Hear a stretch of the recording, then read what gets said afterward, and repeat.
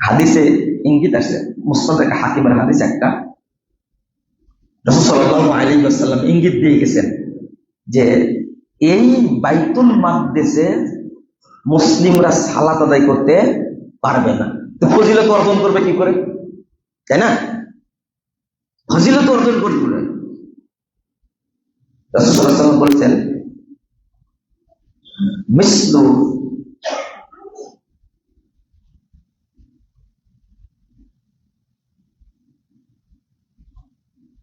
কওসু ফানাসি। আল্লাহ রাসূল সাল্লাল্লাহু আলাইহি ওয়াসাল্লাম বলেছেন, তিনটা হাদিস বলেছে তিন রকম শব্দে।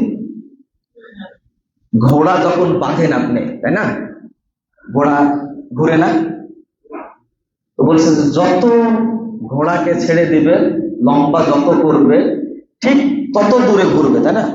গরু আপনারা কি বলেন, বাঁধতে খেতে দেন ছাগল। মুহাম্মদ রাসূলুল্লাহ সাল্লাল্লাহু আলাইহি ওয়াসাল্লাম বলেছেন যে বাইতুল মাকদিসে যেতে না পারলেও আমার উম্মতের মন যদি বাইতুল মাকদিসের প্রতি মহব্বত থাকে, তাহলে এই মহব্বতের কারণেই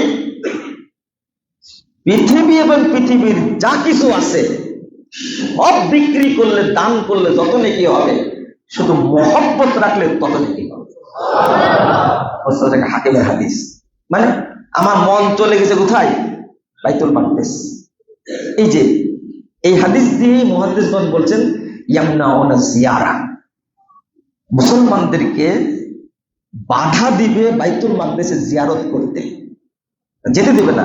এই জন্য আল্লাহ রাসূল ফজিলত বর্ণনা করে দিয়েছে, অন্তত মহব্বতটা রাখো তোমরা দূর থেকে। এই মহব্বত রাখলে সারা পৃথিবী দান করলে যে নেকি হবে, সেই নেকি কেউ তোমাকে বেশি নেকি দেওয়া হবে। 2 নম্বর, সুলাইমান আলাইহিস সালাম এই বাইতুল মাকদিস পুনর্নির্মাণ করে দোয়া করেছিলেন 3টা।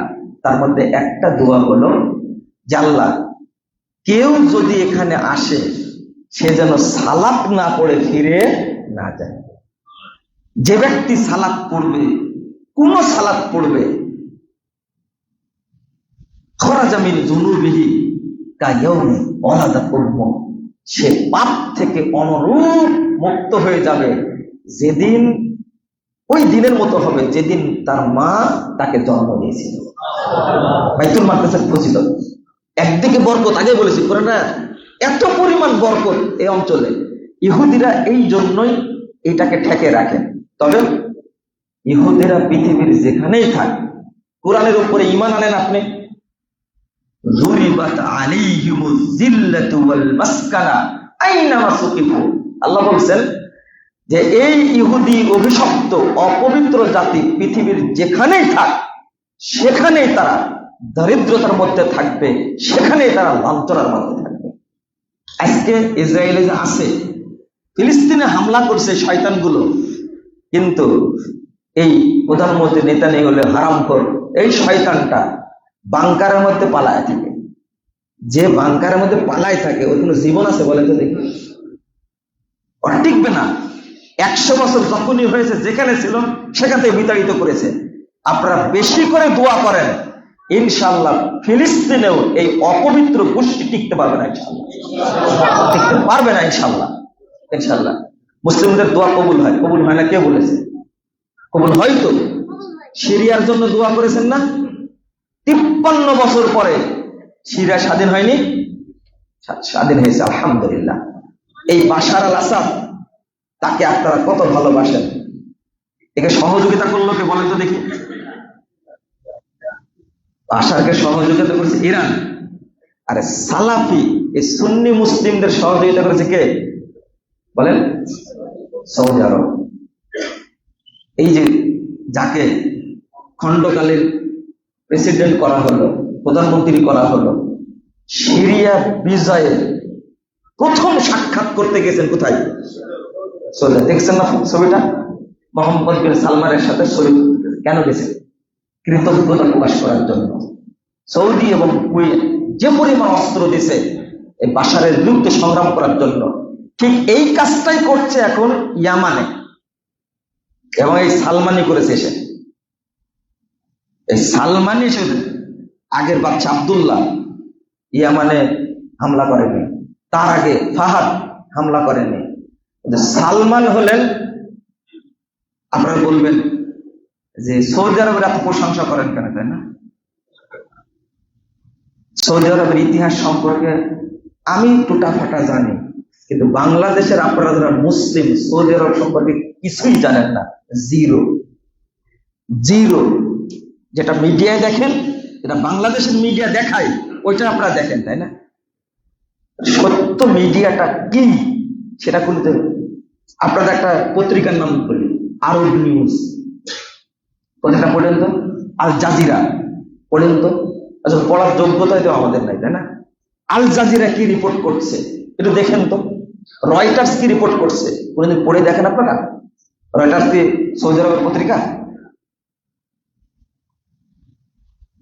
তো আল জাজিরা কি সৌদি আরবের?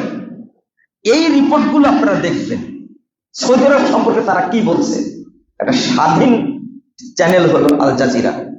আমি যেটা বলতে চাচ্ছি যে মোহাম্মদ বিন সালমান প্রিন্স আর তার বাবা সালমান বিন আব্দুল আজিজ, তিনি এসে এই ইয়ামানকে ধরলেন।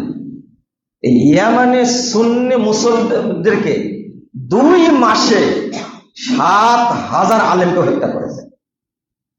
আপনারা এখানে খুঁজ পাবেন মুকাররম বিন মহসিন, জানেন তো, তাই না?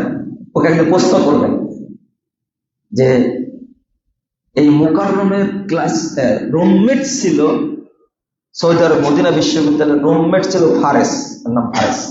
তখন মাস্টার্সে পড়তে আমার সাথে দেখা হয়েছে, খুব সুন্দর একটা ছেলে। যেহেতু তার বড় ভাই আমি, ফারেস আমার একটা বই হাদিয়া দিলেন, কথা বললেন। যখন ইয়ামানের যে অবস্থা, এই ছেলেটা দীর্ঘ 9 বছর ইয়ামানে ঢুকতে পারে। তার বড় ভাইকে হত্যা করা হয়েছে, আলিমদের কি হত্যা করেছে আপনি ভালো জানেন, নয় ছেলে ভালো জানবেন।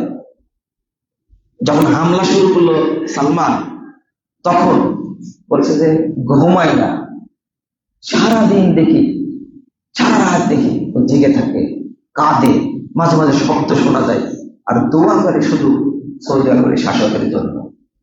আমার কাছে শুনবেন না, মুকাররমের কাছে শুনবেন, আপনারা আরো ভালো করে বলতে পারবেন।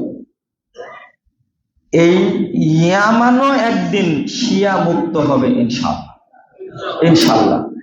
এখন আমি যেটা বলতে চাইবো, এই যে এখন যুদ্ধটা চলছে, আপনাদের অনেকের প্রশ্ন, সৌদি আরব তো কোনো সহযোগিতা করে না, আর এত গালিগালাজ করেন সৌদি আরবকে আপনারা।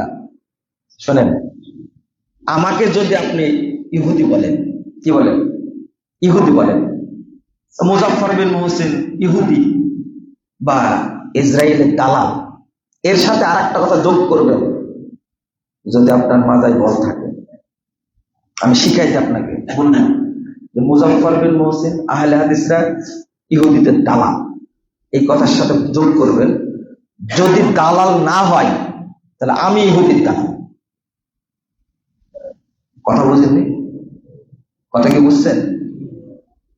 আমি কথাটা ঘুরে বলতে পারবো, কিন্তু আপনিও বলবেন যদি মুজাফফর বিন মুহসিন আহলে হাদিসরা ইহুদির দালাল না হয়, তাহলে আল্লাহ আমার উপরে গজব নাযিল করবে। বুঝলেন কথা? বলেন তো একবার দেখি, বাংলাদেশে কারো সাহস আছে কিনা? কথাটা কি বুঝতে পারেন আপনারা? এটা বলেন।